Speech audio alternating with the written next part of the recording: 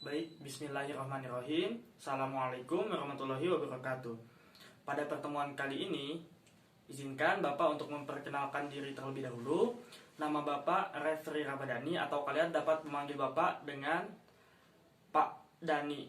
Nah, di pertemuan kali ini, kita akan melanjutkan pembelajaran geografi yang sebelumnya telah diawali oleh Ibu Opi dan Pak Latif. Nah, sebelumnya kita telah membahas materi mengenai pengantar geografi. Dan pada kesempatan kali ini kita akan membahas materi mengenai dasar-dasar pemetaan. Tetapi sebelum masuk ke dalam materi, jangan lupa kalian tetap berada di rumah, menjaga jarak dan memakai masker agar kita tetap aman dan sehat. Yang terpenting adalah kesehatan kalian. Nah, pada materi kali ini saya akan melanjutkan tentang dasar-dasar pemetaan. Nah, pada pertemuan kali ini kita akan mengulas mengenai dasar-dasar pemetaan. Nah, sebelum itu Bapak mau tanya dulu kepada kalian. Menurut kalian apa itu peta? Nah, di sini peta adalah gambar muka bumi atau sebagian atau seluruhnya pada bidang datar yang diperkecil melalui skala.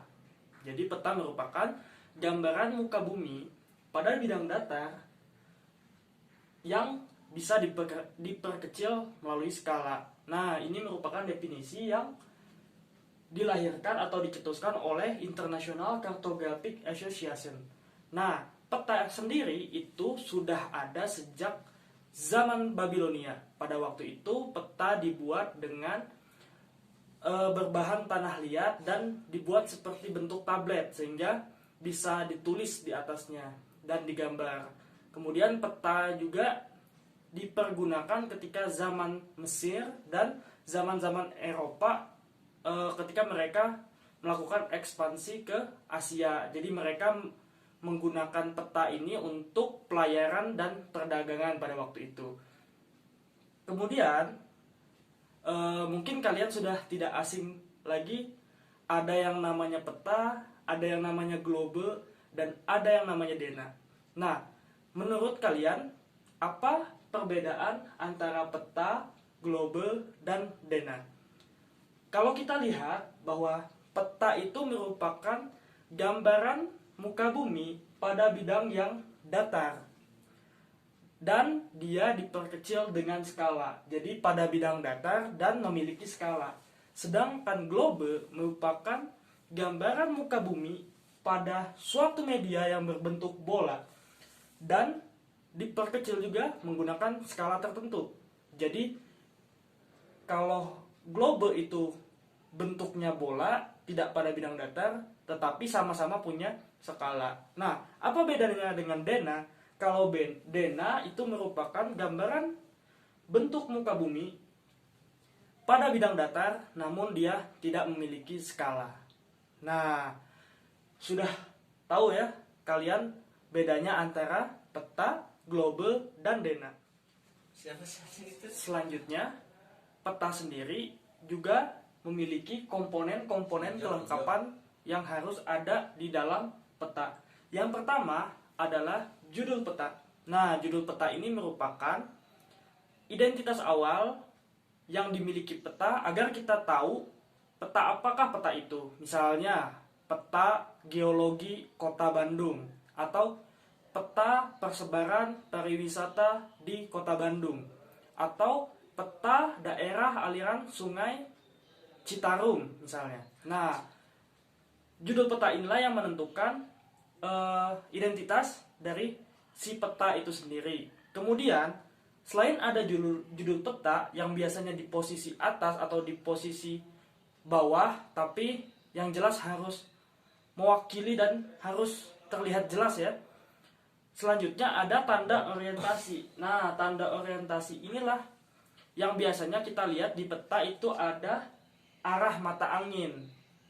Arah mata angin yang menunjukkan arah utara pada peta. Selanjutnya, di peta juga terdapat skala. Skala peta. Misalnya, dalam sebuah peta ada skala 1:40 25.000 atau skala 1:5.000 atau skala 1:50.000. Nah, skala ini itu ditentukan dari seberapa luas cakupan daerah yang ingin dipetakan, dan kita ingin ubah ke arah atau ke media kertas seperti apa gitu. Jadi nanti skalanya bisa disesuaikan.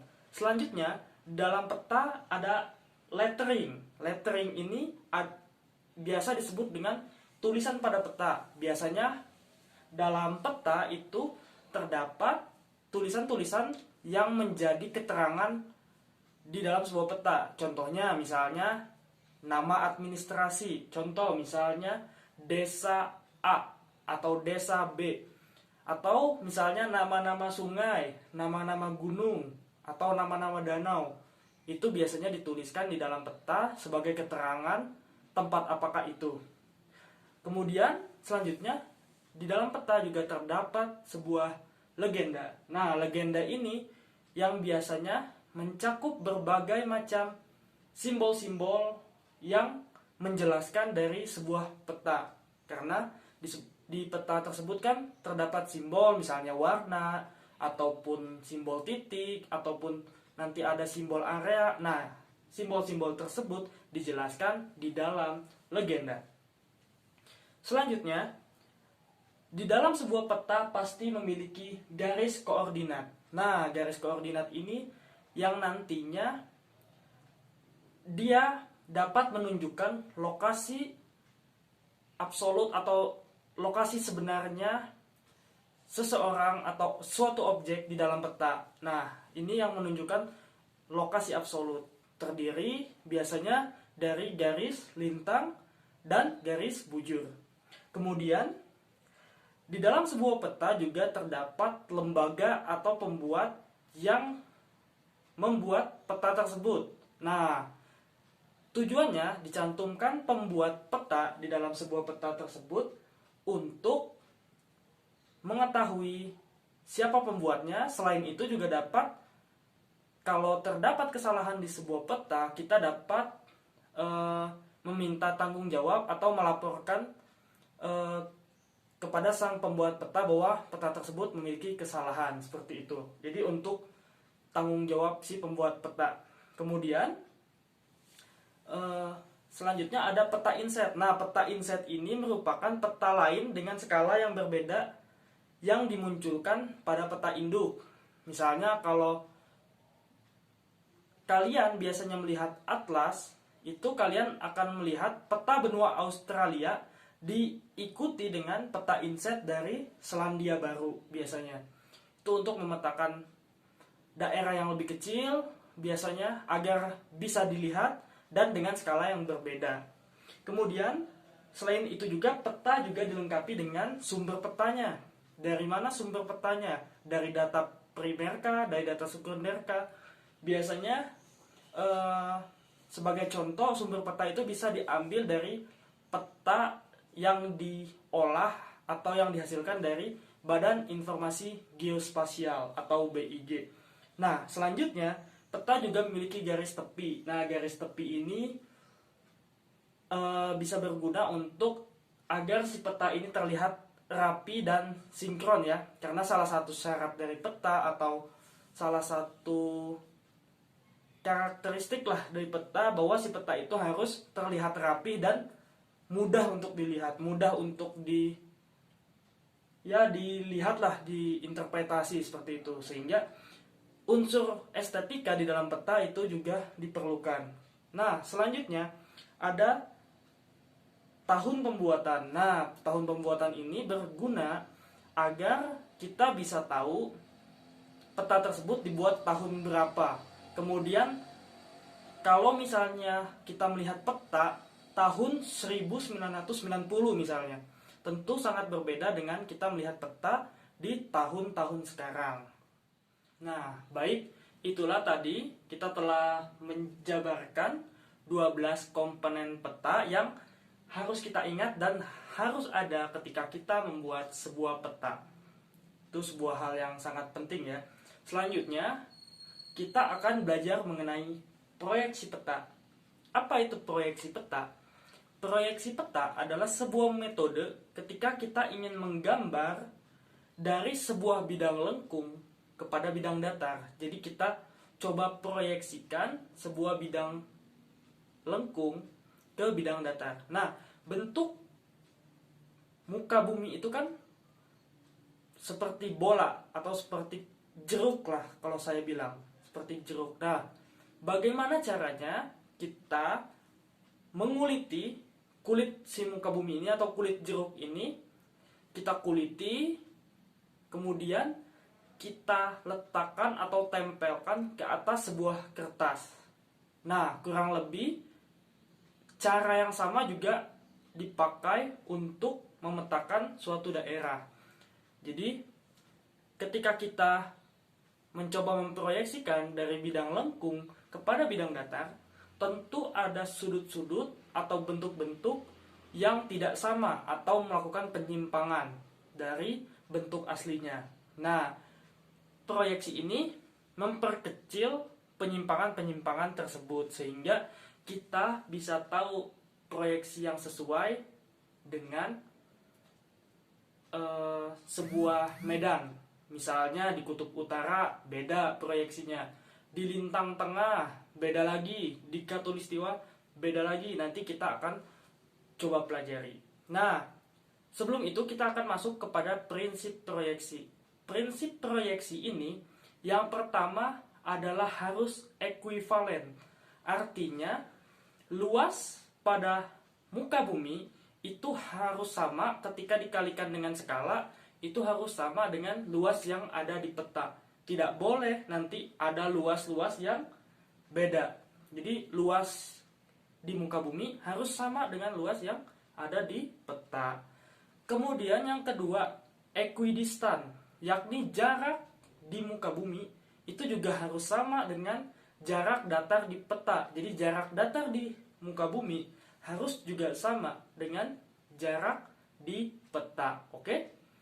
Selanjutnya ada conform. Artinya bentuk-bentuk atau sudut yang ada di permukaan bumi di daerah sebenarnya itu juga harus dipertahankan di peta sehingga si peta tersebut harus mencakup equivalent, equidistant, dan conform. Oke, selanjutnya kita masuk ke jenis-jenis dari proyeksi. Yang pertama adalah proyeksi azimutal atau proyeksi zenital. Nah, ini ketika si bidang proyeksinya itu menyentuh ke bagian salah satu kutub dari bumi. Nah, proyeksi ini sangat cocok dilakukan di kutub-kutub bumi. Jadi si bidang proyeksi, bidang datarnya itu menyentuh ke daerah kutub bumi. Selanjutnya adalah proyeksi kerucut. Nah, proyeksi kerucut ini ketika si bidang proyeksi yang datar tersebut itu menyentuh bola bumi pada salah satu garis lintang tengah bumi. Lintang tengah bumi. Sehingga proyeksi ini sangat cocok ketika kita memproyeksikan peta atau memetakan daerah di negara-negara pada lintang tengah seperti di negara-negara benua Eropa. Selanjutnya ada proyeksi silinder. Nah, proyeksi silinder ini merupakan proyeksi yang pada bidang silinder itu menyentuh biasanya garis-garis ekuator atau khatulistiwa. Nah, biasanya ini digunakan untuk memetakan daerah-daerah di khatulistiwa. Oke, baik.